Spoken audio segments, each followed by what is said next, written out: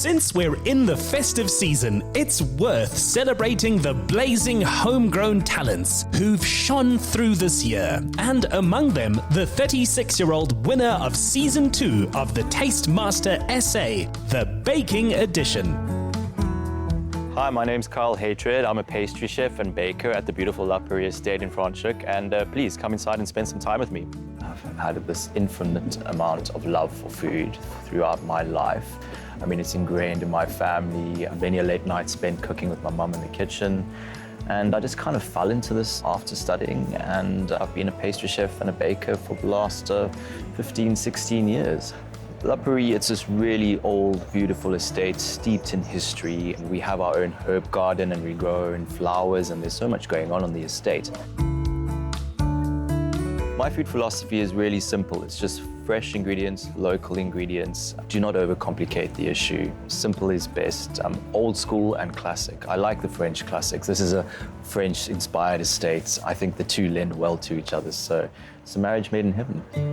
Though it was his ability to adapt those French learnings to a Russian menu which won him the title. Competing in the Taste Master Season 2 Baking Edition, wow, it was quite an experience from beginning to end. But first of all, a lot of fun. I mean, there was a lot of drama, a lot of nerves, sweat, tears. Nobody knew who was going home, who was staying.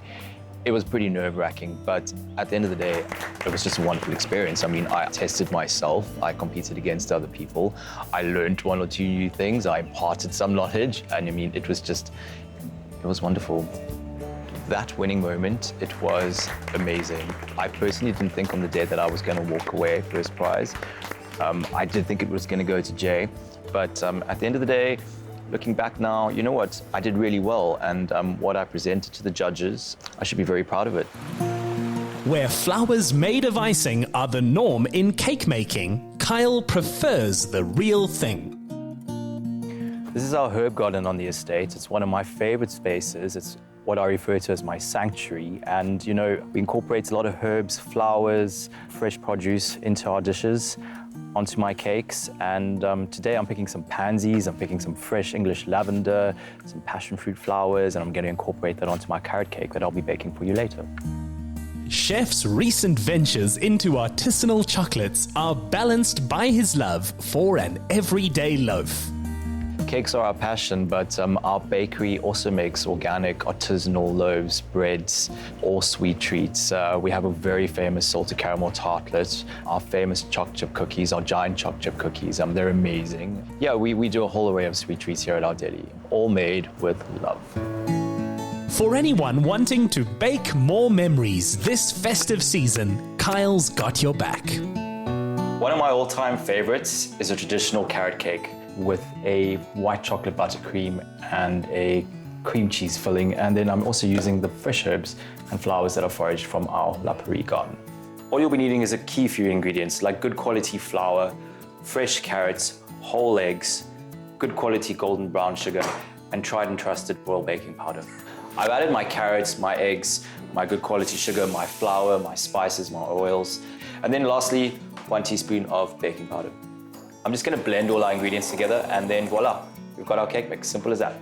And lastly, just at the end, I like to throw in a handful of pecan nuts. It gives that extra nuttiness, that extra crunch, and once I'm done with that, I'm going to pop them into the oven for a bit, and then once that's out, I'm going to show you how it all comes together.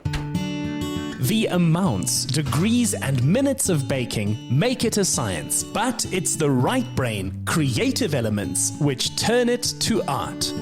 Pecan-praline is one of my favorite things. You get the flavor of the nut and the crack of the praline as well, so it's great for garnishing cakes, desserts, etc. So the first thing I'm going to do is get my pecan nuts into a saucepan, release the natural oils a bit, get the nuttiness of the flavor, and then add in my sugar and start to caramelize.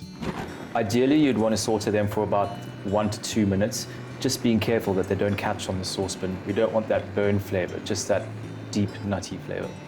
For the praline, I need to caramelize my sugar. So that's basically caster sugar, water onto the flame, reduce it until you get that lovely amber color. This is looking absolutely incredible, this beautiful amber color with the nuts. So I'm just going to set it aside for a moment, and then I'm going to get started on my cake.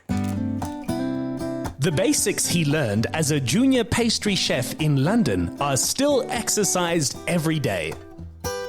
I've just flavored my Italian meringue buttercream with a bit of white chocolate and cream cheese. I mean, it goes really well and complements with the flavors and the spice of the carrot cake. Kyle's reflection of his personality in these recipes is what the judges warmed to. I prepared a little bit of homemade butterscotch. It's one of my favorite things, and I'm just going to drizzle a little bit in between the layers and on top of my buttercream. It really just creates a little bit of richness, sweetness, a little bit of caramel flavor to my carrot cake. And then after that, I'm just going to do a sprinkling of nuts which I've toasted. So it's pistachio nuts, pecan nuts, and a little bit of cashew nut.